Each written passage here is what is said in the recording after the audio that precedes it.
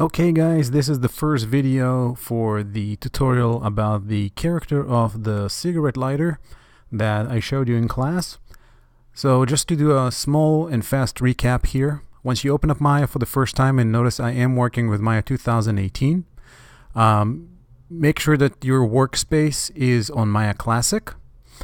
And going over the windows really quick, we have the outliner.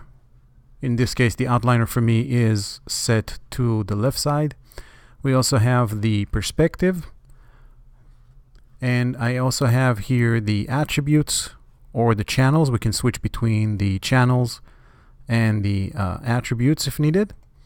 Here on top we have the shelves, we have the curves and surfaces, poly modeling, which we've been using since we started the semester, the sculpting tools, rigging, animation, rendering, effects caching in case we need to cache fluid simulations, custom, you can build your own shelf, rendering for Arnold engine, Bifrost, where you can do some liquid effects, Mesh, which are new tools in Maya 2018, stuff for motion graphics, XGen, which will allow you to grow foliage and hair and fur.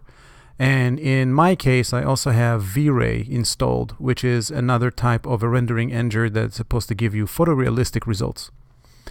Here on the side, you have the toolbox, you have the selection, you have the lasso selection, you have the paint selection, you have the move tool, rotation, and scale. I would like to remind you that any kind of tool here in the toolbox, if you double click on it, it will open up the tool settings. And whoops, I just anchored it over there. But again, it will open up the tool settings, and if you messed up something about the tool settings and you don't know what you did, you can always go back to reset tool. Let's close this. And you also have the ability to move from the main perspective view to the quad view by hitting or tapping lightly the space bar, as I did right now. And we got the top view, front, side, and perspective. These are all cameras that Maya will create as soon as you open up a new file.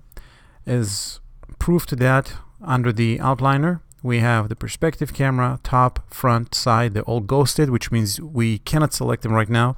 There are ways around it, but that's not something we need to focus on right now. We also have the default light sets and the default object sets. Next thing we have is the workflow or the work mode in Maya. You can change the top main menus here by clicking on modeling, rigging, animation. Notice how these menus change. You also have effects if you do some effect simulations, explosions, dust. We have rendering menus, and you can also customize your own menus. But we are here to deal with the modeling part. So the next thing we need to do is, before we even do anything with Maya, we need to set up a project. So if you remember from class, you go to File and you go to Project window. Here you're going to have to click on New. Let's call this lighter-rec for recording.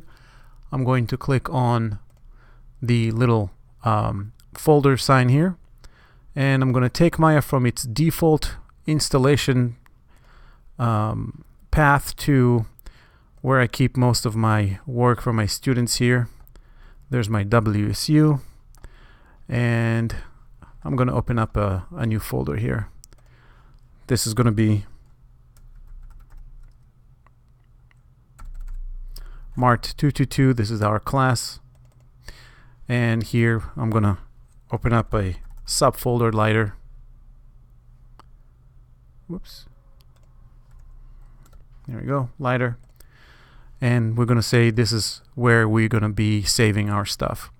This is gonna be the main path for the main project root folder. And under the scenes, instead of scenes, I'm gonna change the name to MA-files. This is where I'm going to save all my Maya ASCII files. And again, I would like to remind you that We only work with Maya ASCII files, no Maya binary. And I'm going to click on accept.